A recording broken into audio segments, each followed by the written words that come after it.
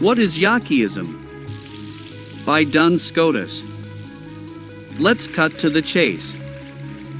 Yockeyism is the tendency of some people, usually neo-Nazis or vegetarians, to express an interest in, or agreement with, the ideas of Francis Parker Yockey, whether they have actually read them or not.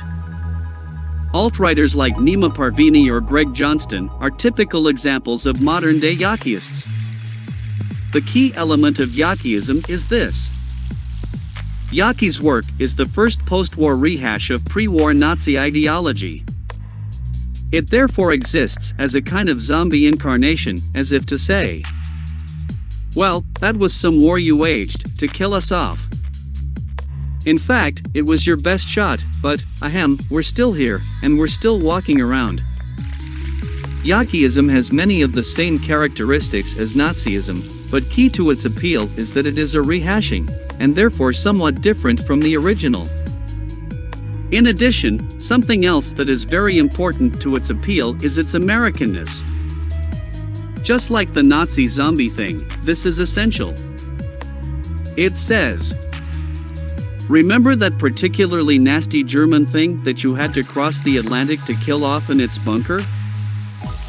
Well, guess what? It has now crossed the Atlantic the other way and is now walking around in America. How's that for doubling down? These two aspects, Nazi zombieism and transatlantic Nazism, are the essential appeal of Yockeyism. It is effectively a pseudo-ideological bugbear or scarecrow, served up for intra-American purposes. Non-WASP Americans feeling ressentiment against their perceived failure to ascend in American society, or WASP Americans feeling threatened by ascendant non-WASP minorities are susceptible to Yockeyism. But, in order to serve this purpose, Yockeyism can't just be Nazism. It has to have Yockeyist tendencies. If it was equivalent to Nazism, it wouldn't exist. The Nazism is a vital ingredient, but so too is the rehashing or the remixing and the additional elements. To achieve this, Yockey leaned heavily on Spenglerism, but the concoction he came up with had his own, unique take.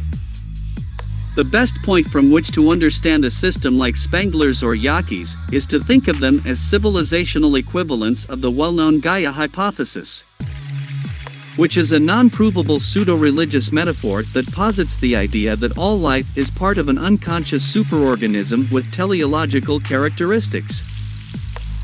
Both Spengler and Yockey view civilizations in this way. For Yockey, there are 8 high cultures in world history, each one a spiritual superorganism, lacking human consciousness in any meaningful way. The Yockeyist, of course, can present himself as a conscious expression of the civilizational soul of his people, but he has no power to control or steer it, as it is supposedly doing that by itself. Yockey was extremely Eurocentric and saw Europe as the center of Western civilization, which he viewed as the key civilization of his historical era. His opinions of that other part of the West, America, were extremely negative.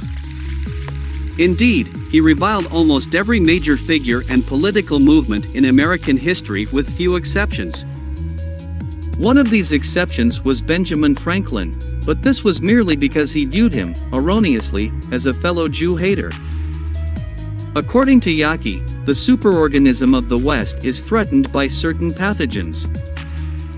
No prizes for guessing which group this is supposed to be, although he also thinks the characteristic Western qualities of materialism and rationalism are a danger. At the most basic level, Yockey's opinions are code for American self-loathing, and this is the real psychological driver of his worldview. In its genesis, Yockeyism is Yockey's own expression of the cultural cringe that the periphery of a civilization feels towards its traditional cultural centers. But in its application by his followers, it is the zombie rebirth of the core content of Nazism.